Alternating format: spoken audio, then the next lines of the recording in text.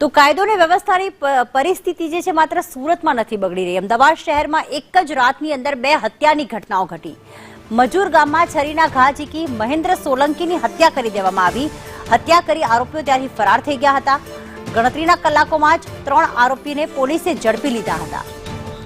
જિગ્નેશ અમારી સાથે જોડાઈ ગયા છે. જિગ્નેશ, સતત કથળી રહી છે કાયદો વ્યવસ્થાની સ્થિતિ. એક રાતની અંદર 2 મર્ડર થયા છે અમદાવાદ શહેરમાં. કઈ કઈ જગ્યાએ થયા છે, કઈ બાબતમાં આ હત્યા થઈ છે, પોલીસ દ્વારા શું કાર્યવાહી, વિસ્તૃત માહિતી આપશો.